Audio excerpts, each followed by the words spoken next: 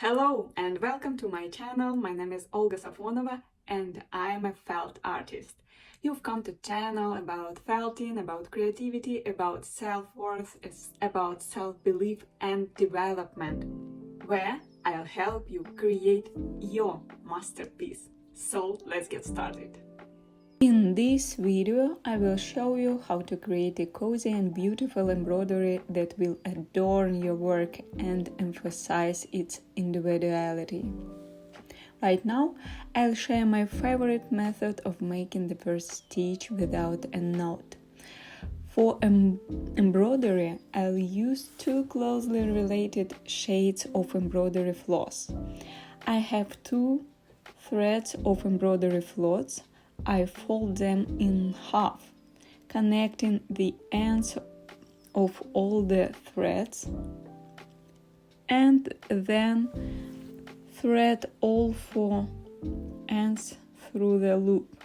As a result, we get a loop on one side and loose ends on the other. And now, to start, you need to make a small stitch.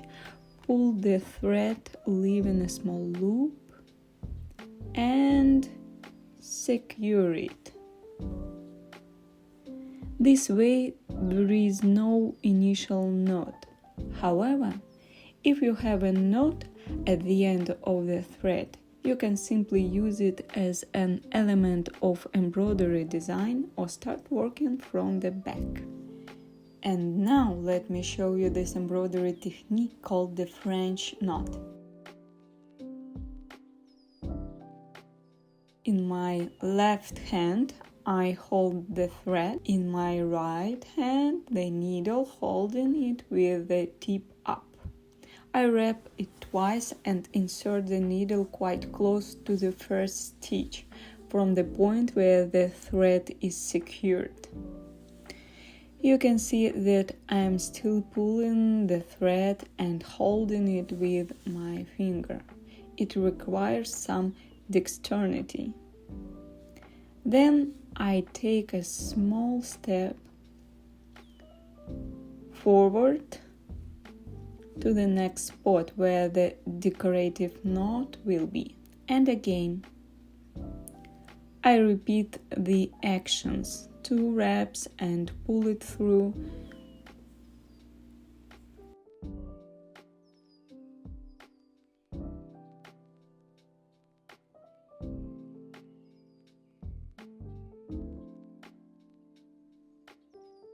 That's how these little rings are created. You can make 3 wraps for thicker rings. And when I need to transition from one large element to another, I simply guide the needle inside the work using my finger to ensure that the thread doesn't pass through, and continue in the new area. When I run out of thread, I pass it inside the work. Look, if you want, you can secure it. I'll show you how right now. I pass the thread through the thickness of the felt, then unwind the needle and pull it through the loop formed by the thread.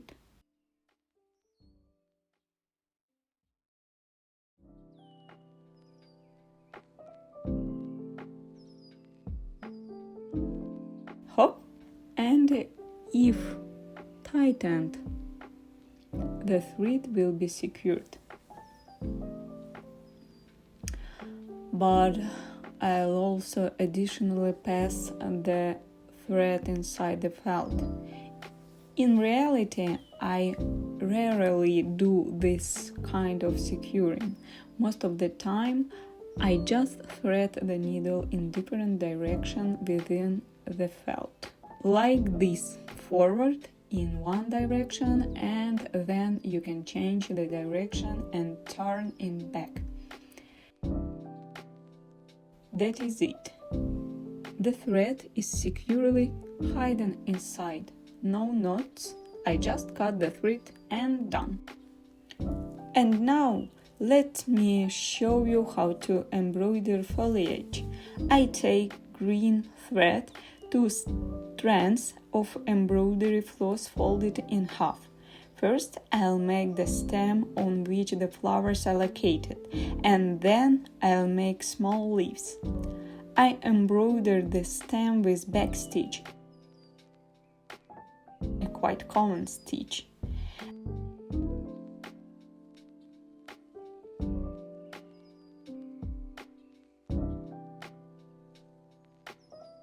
And now the leaves. I insert the needle into the point where the thread comes out.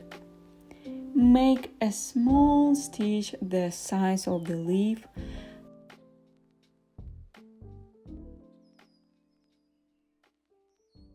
Thread behind the needle.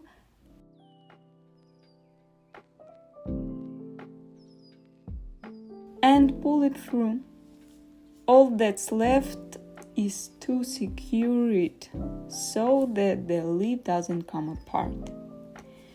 This means just inserting the needle, hop, pulling it there, secure the thread, the element is ready. And if you enjoyed this video, please give it a thumbs up and subscribe to the channel.